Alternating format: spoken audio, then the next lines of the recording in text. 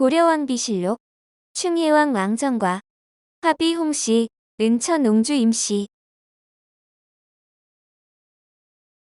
조선의 연산군을 능가하는 막장이었던 충혜왕 왕정.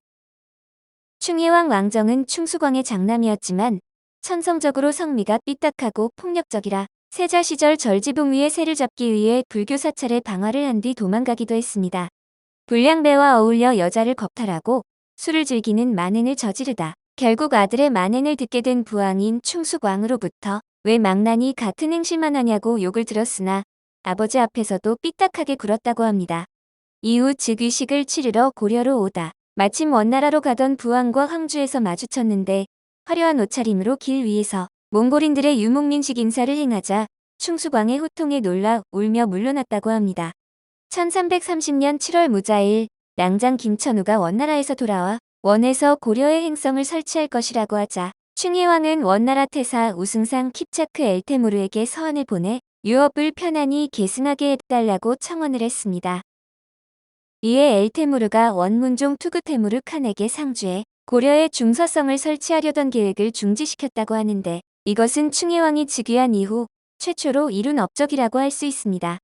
놀랍게도 고려사 충혜왕 원년과 2년째 기록은 사냥을 했다거나 물놀이를 즐겼다는 것이 전부인데 왕이 사냥을 나가면 최소 수백 명의 수행원이 필요해 그만큼 낭비가 심했고 나가 놀기만 했다는 뜻입니다.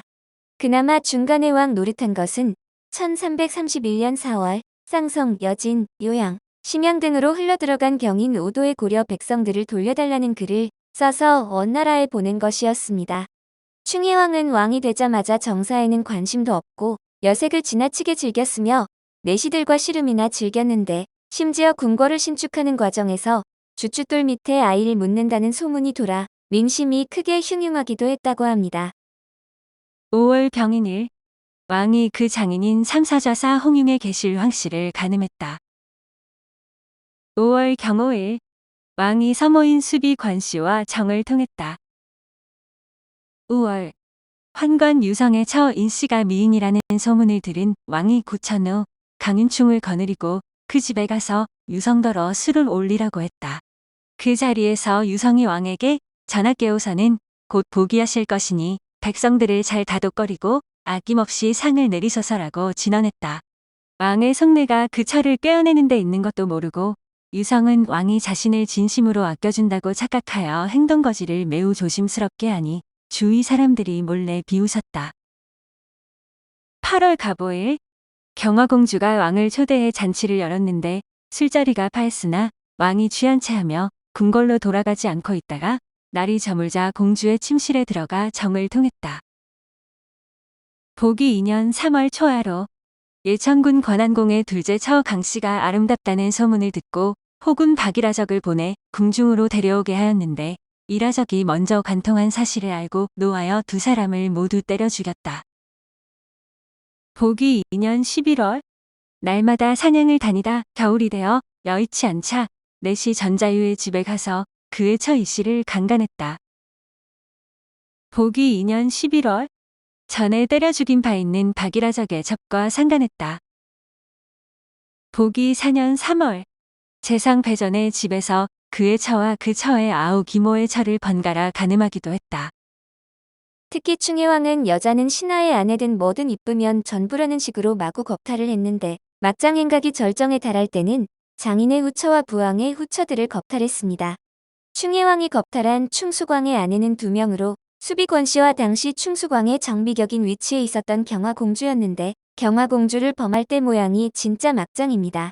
고려사 자료를 보면 1339년 경화공주가 왕의 연애에 대한 담례로 연애를 베풀었는데 연애가 끝나자 경화공주의 침실에 들어가 저항하는 경화공주를 아랫사람들을 시켜 사지를 묻고 범했다고 합니다.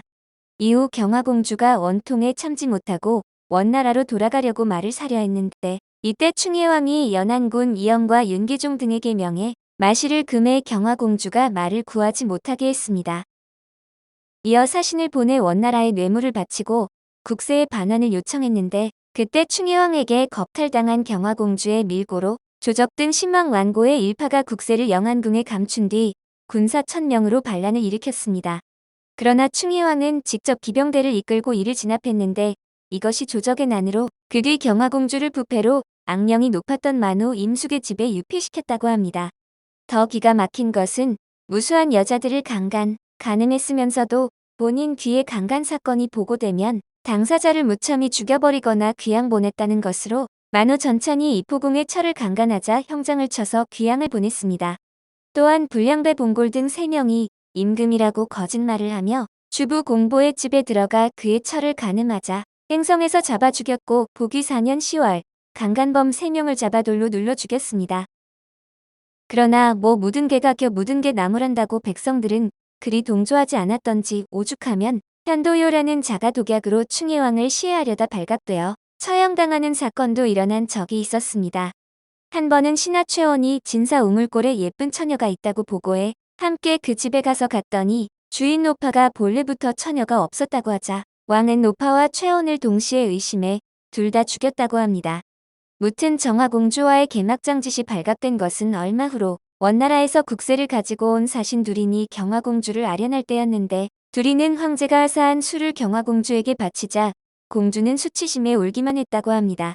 경화공주는 다른 수하들을 모두 물리고 난 후에야 자신이 당한 수치를 두린에게 말했고 1339년 11월 12일 두린 일행은 충혜왕을 원나라로 압송했는데 책봉 소식을 갖고 온 사신들에게 붙잡혀 압송당한 것입니다.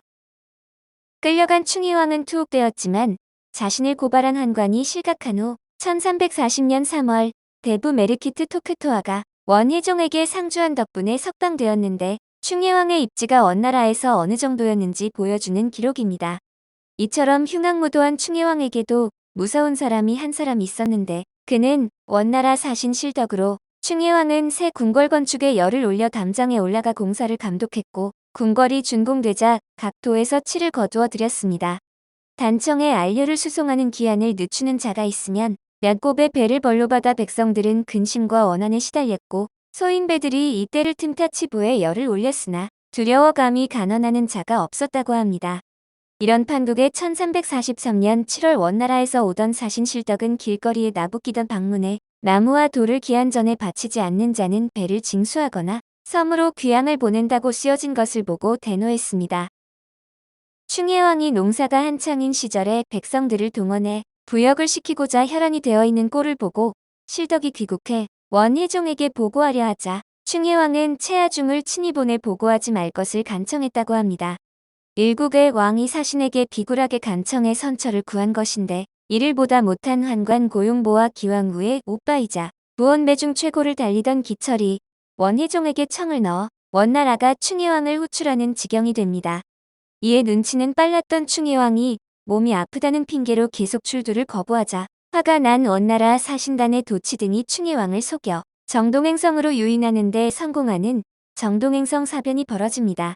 이에 따라 직무 수행이 불가능하게 되어 왕권이 정지되었는데 그를 증오한 원나라 사신들이 시종을 드는 사람을 줄 생각이 없어 충혜왕은 직접 짐을 들고 압송되었다고 합니다. 고려사전료에 의하면 수레가 너무 빨리 달리는 통에 온갖 고초를 겪다 개항에 못 이르 악양연에서 죽었는데 어떤 사람은 독살되었다고 말했고 어떤 사람은 귤을 먹고 죽었다고도 말했다고 합니다. 그 뒤 유해는 고려로 송환되어 영릉에 안장되었는데 공교롭게도 충혜왕의 시신이 고려에 돌아온 그달에 충혜왕에게 겁탈당했던 경화공주가 한 많은 삶을 마쳤다고 합니다. 그가 세상을 떠난 뒤 어린 두 아들이 각각 충무광과 충정왕으로 즉위했는데 둘 다 어린 나이에 요절했으며 고려 멸망의 단초를 제공하는 결과가 되어 여러모로 진정한 막장 군주라고 할 수 있습니다. 제3비 화비 홍씨 고려사 권팔 19열 전 권제의 후비, 충혜왕 후비 화비 홍씨. 화비 홍씨는 평리 홍탁의 딸이다. 홍탁이 경상도 진변사가 되었을 때 왕이 그 딸이 자색이 있다는 말을 듣고 홍탁에게 옷과 술을 내려주었다.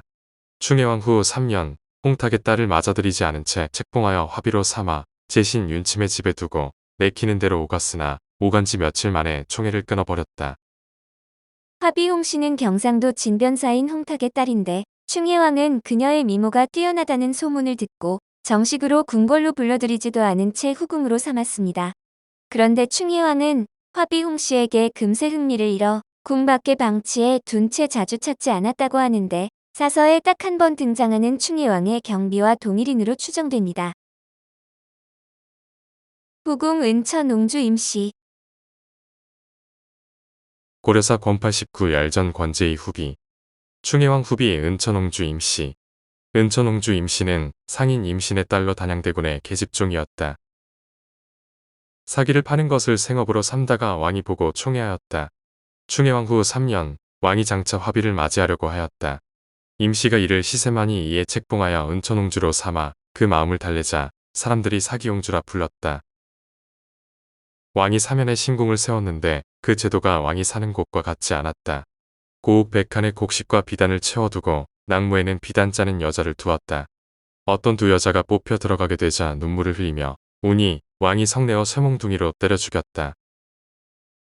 또 방아와 맷돌을 많이 두었는데 모두 옹주의 뜻이었다. 왕이 열을 돋우는 야결약을 좋아하여 여러 비빈들이 모두 능히 임금어를 감당하지 못하였으나 오직 옹주만이 총애를 얻었다.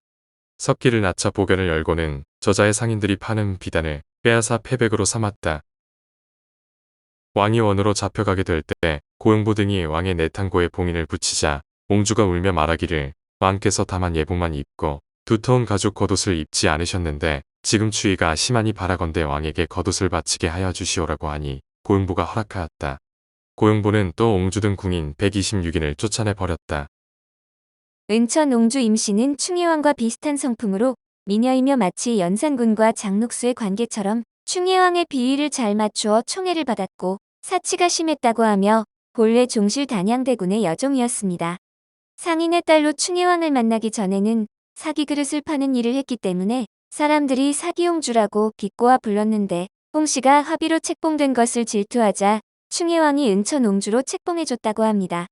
충혜왕은 정력제인 열약을 즐겨 먹어 여러 비빈들이 성생활을 못 견디거나 병에 걸리기도 했는데 임시만이 능히 감당해 그의 총애를 받았으며 충혜왕이 폐위되어 원나라로 끌려간 후 은천옹주도 궁에서 쫓겨났습니다. 충혜왕과 사이에 삼남 왕석기를 낳았는데 부모가 몰락하고 이복형 충정왕이 즉위한 후에 승려가 되라는 명을 받고 여러 절을 떠돌았습니다. 나중에 숙부인 공민왕이 즉위하자 영모에 연루되어 제주도로 유배되는 과정에서 공민왕의 명령으로 살해된 것으로 알려졌으나 놀랍게도 살아남아 결혼까지 하고 아들을 하나 낳고 숨어 살았다고 합니다. 그러나 다시 조카인 우왕이 즉위한 후에 왕석기와 그의 아들의 존재가 발각되어 모두 처형되었습니다. 오늘 고려왕비실록은 충혜왕 왕정과 화비홍씨, 은천옹주 임씨였습니다.